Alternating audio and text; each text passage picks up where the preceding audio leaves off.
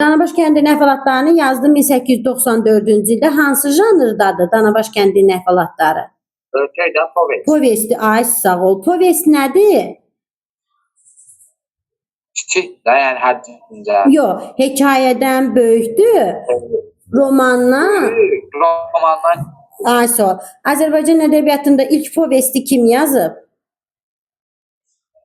İlk povesti Cəlal Məmmədquluzadə idi. Yox.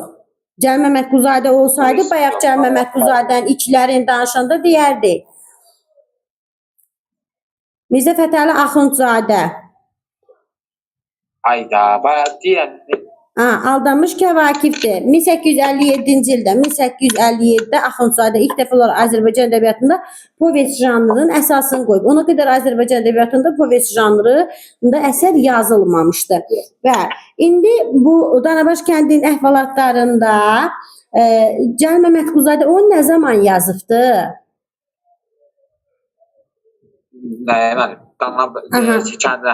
Danabaş kəndinin əhvalatlarını nə zaman yazıbdı?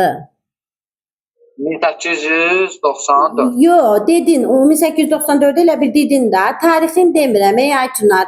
Yəni hansı hadisə ilə, həyatında hansı hadisə ilə bağlıdır? Bu kənddə də elə bir Ay sağ ol. Kənddə müəllim işləyirdi. Kənddə müəllim iş. Axı dedik ki, həyatında demişdik ki, Cəlal Məmmədquluzadə harda müəllim işləyibdi? Naxçıvanda işləyib, İrəvan qəzasında işləyibdi. O məktəb açdığı haraydı? Oğlanlar məktəbi harda işləyirdi o? Tiflisdə idi o. Amma bu Azərbaycan kəndlərindən söhbət gedir Aytunar. Bu Naxçıvanda da işləyibdi Cəlal Məmmədquluzadə müəllim kimi də. İrəvanda da işləyib. Bu Danabaş kəndinin əhvalatlarını Naxçıvanın kəndlərindən birində Nehrəmdədir da, Nehrəmdə. Orada müəllim işləyəndə yazıbdı Danabaş kəndinin əhvalatlarını. Və burada da nədən danışılır? Azərbaycan kəndinin, Azərbaycan kəndlisinin vəziyyəti, həyat tərzi, düşüncə tərzi, onların üzləşdiyi ciddi ictimai problemlər. Sonra Danabaş kəndinin əhvalatlarında hansı obrazların adını çəkərsən? Əsas obrazlar kimləri idi? Xudayar bəy. Biz orta məktəbdə oxuyanda biz Cəlal Məmmədquluzadənin bu povestini keçirdik. Anamın kitabını keçmirdik. Danabaş kəndinin əhvalatları. Oradan mənim ağlımda bir cümlə qalıbdı.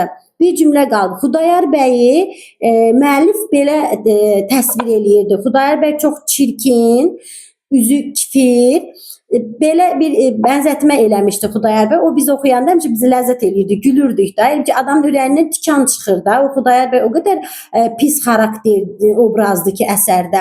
Deyir sanki Xudayar bəy o qədər də qapqara çirkin idi ki, çim altından qurbağa baxır.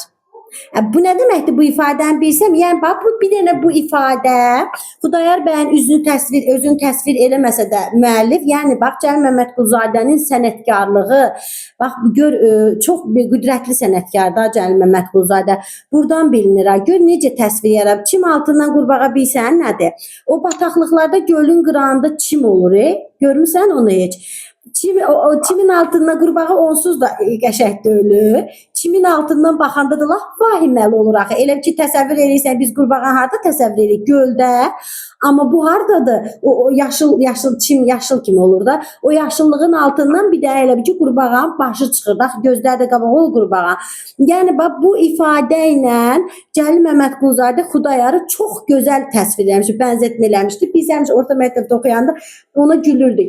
O ifadəyə. Yəni oxuduqca Xudayar bəyə o qədər nifrətimiz artmışdı ki, həqiqətən də yəni ədəbiyyatda ən xaraktercə necə deyim, zəif, pis, axmaq xarakterli obrazlardan biridir da Xudayar bəy. Məsələn, əsəri oxusan görərsən ki, o Zeynəbə qarşı elədiyi çirkinliklər insanda Xudayar bəyə, o xarakterə qarşı tamamilə nifrət oyadır. Yəni o kəlmə tam orada yerinə düşən bir kəlmə idi. Cəlal Məmmədquluzadə hansı ki Xudayar bəyi bənzətmişdi.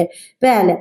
Belə Xudayar bəy çox orada mənfi planda verilir. O təkcə cəmiyyət arasında yox, öz vəzifəsindən istifadə eləyən, təkcə cəmiyyət arasında deyil, eyni zamanda öz ailəsində də o yaxşı dolanmırdı.